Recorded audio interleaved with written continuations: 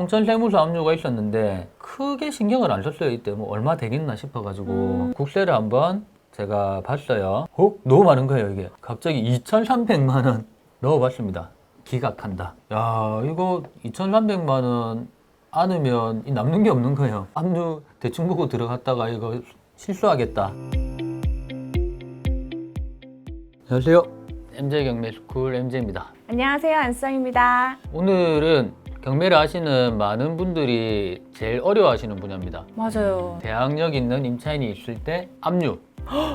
압류까지. 경매를 오래 하신 분들도 정확하게 해석을 못한 부분이거든요. 네, 맞습니다. 압류 안에 이제 세금의 금액이라든지 법정기일이라든지 이게 오픈이 안 되기 때문에 맞아요. 어떻게 풀어야 될지 아직 해석이 안 된 그런 부분인데, 오늘은 대항력 있는 임차인이 있을 때 여러 케이스에 대해서 한번 배워보도록 하겠습니다. 진짜 필요한 시간인 것 같습니다. 지금 이 서울의 아파트가 2억 3천에서 1억 2천까지 반값으로 떨어졌는데 네.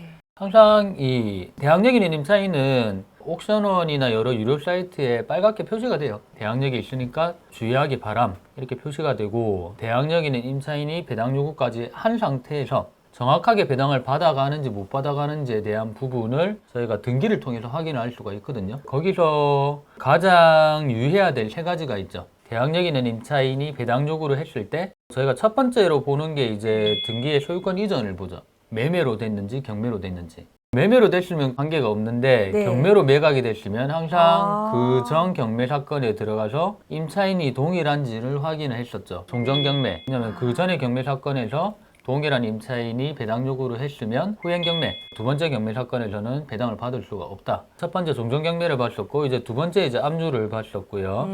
두 번째가 압류네요. 네, 보시면 등기 접수일이 관계가 없거든요. 등기 접수일이 아무리 늦다고 해도 뭐가 빨라요? 법정기일이 빠르죠. 법정기일이 며칠인지를 우리가 판단할 수가 없기 때문에 압류가 들어왔을 때는 웬만하면 포기하거나 아니면은 압류의 금액과 법정기일 날짜를 알아내는 그런 조사가 필요하다. 보통 세 번째는 뭐예요? 근로복지공단, 임금채권이죠. 임금채권. 임금채권이 있을 때는 보통 최우선 변제와 동일이기 때문에 차인이 그 금액만큼 배당받지 못한다. 자, 그래서 이 물건에는 이제 압류가 김해세무서와 삼척세무서 두 군데가 있고요.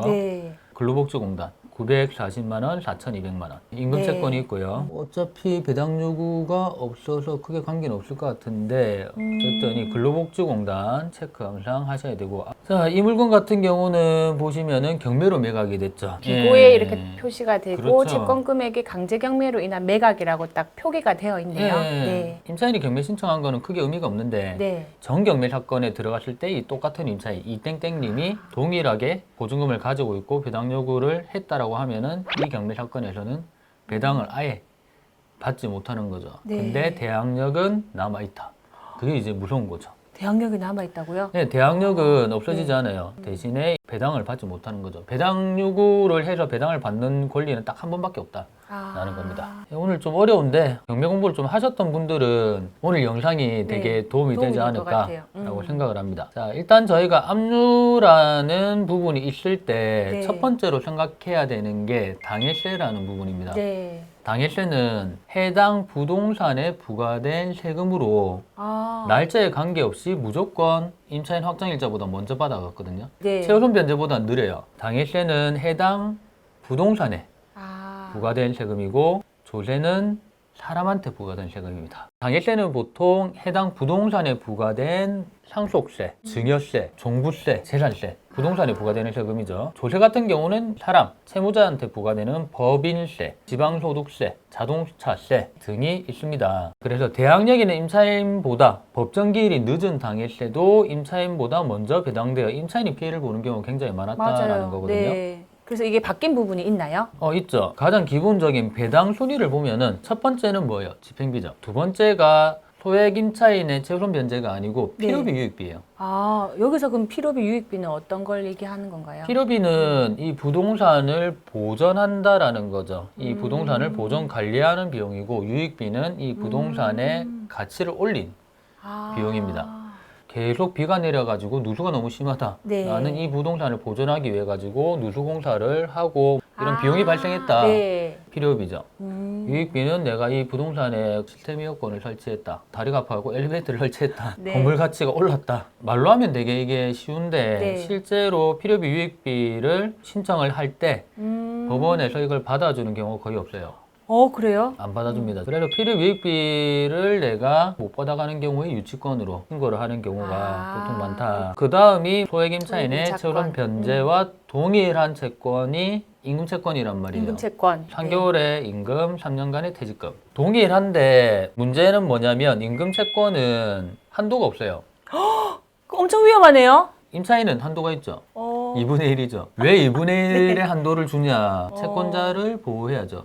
채권자도 돈 줘야 될 거 아니에요. 네, 네. 그래서 목적물 가액입니다. 낙찰가. 목적물 가액. 낙찰가에서 집행비를 뺀 금액에서 2분의 1만 채권 변제 받아가라라는 겁니다. 그 다음 순위가 당일세였단 말이에요. 이 목적물, 부동산에 부과된 세금은 누구보다 확정일자보다, 근저당보다 이 순위 채권보다 먼저 배당을 해주겠다라는 거거든요. 네. 채권 변제는 순위 채권이 아니죠. 네. 날짜에 관계가 없으니까. 네, 맞습니다. 근데 네. 근저당 설정일, 확정일자 설정일은 뭐예요? 물권화라는 거죠. 물건은 날짜대로 주거든요. 채권은 날짜가 없기 때문에 안분 배당을 하는데 예, 그래서 접수일에 맞게 순위 배당을 해주는 채권보다 당일세는 먼저 주겠다 해서 당일세가 되게 임차인한테는 엄청 불리했죠. 이전에는 뭐 연락도 못하고 대출이 없다라는 것만 보고 들어가서 내가 전입 확정을 받았는데 막상 경매에 나오다 보니까 갑자기 당일세가 1억이야. 맞아요. 내 보증금 세금이 1억이야. 갑자기. 그러면 하나도 못 받는 경우가 생기기 때문에 그래서 이 법이 개정이 언제 됐죠. 개정됐나요? 작년 4월 1일입니다. 당일세는 확정일자보다 빠르지 못하다. 근데 여기에 또 하나 조건이 붙어요. 법정기일이 늦은.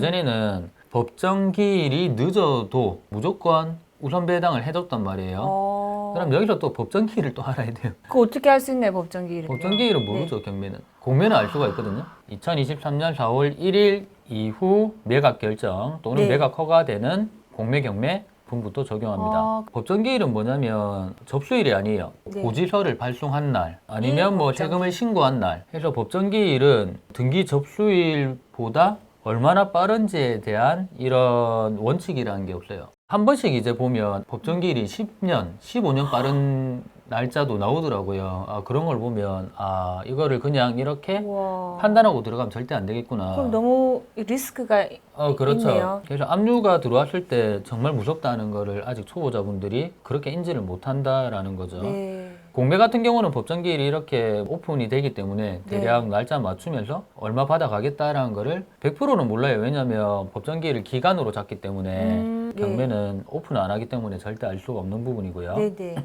자, 그래서 저희가 2년 전에 낙찰을 받았던 조그만 오. 아파트입니다. 그냥 보시면은 대항력 있는 임차인이 2019년 2월 8일 전입하고 1월 28일 확정일자를 받았습니다. 네. 확정일자는 대항력보다 빠를 수가 없죠. 그래서 네. 2월 9일에 대항력 생기고 우선 변제도 2월 9일에 같이 생기는 이런 임차인이었는데 네. 압류가 3개가 있어요. 19년 11월 11일 그리고 20년 5월 25일, 22년 1월 20일. 원래 건강보험공단은 네. 금액이 별로 안 되거든요. 네. 그래서 무시하고 홍천세무서 압류가 있었는데 크게 신경을 안 썼어요. 이때 뭐 얼마 되겠나 싶어가지고 크게 신경을 안 쓰고 낙찰을 받았던 물건인데 낙찰을 받고 우리는 뭐 할 수 있습니까? 이해관계니까 열람을 할 수 있겠죠. 국세를 한번 제가 봤어요.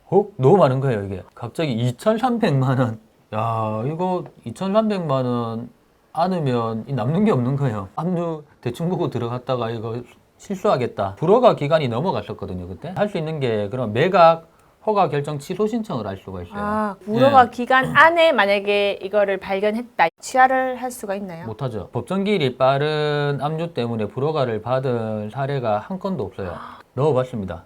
기각한다. 채무자가 미납한 조세채권은 이 사건 강제경매 개시 전에 이미 법률 규정에 따라 당연히 성립 확정되어 있었고 이 사건 강제경매 절차 진행 중에 새로운 권리 변동이 발생한 것이 아니므로 127조 1항, 121조 6호에 의한 매각허가 결정 취소 사유가 된다고 볼 수 없다. 불허가는 그래도 사유가 몇 개가 있는데 매각허가 결정 취소의 사유는 127조 1항이거든요. 이거는 권리관계 변동이 있어야 되는데 그런 변동이 아니지 않냐라는 거예요, 판사는. 맞네요. 자, 이런 상황에서 등기부에 보면은 네. 사회행위라는 게 있거든요, 보면은. 아, 짜고 치는 거. 네. 다행히 이 채무자가 목적물을 사회행위로 등기를 넘겼어요. 다른 분한테 넘길 때 그 세금은 부과되지 않거든요. 그 기간만큼의 세금이 빠졌어. 그 세금을 빠진 나머지 1,500만 원에 대한 세금이 부과가 됐는데 저희가 8,800에 받았단 말이에요. 민땡땡 8,000 주고도 800이 남았죠. 800 배당 받아가고 나머지 880만 원이 저희가 인수하는 금액이었어요.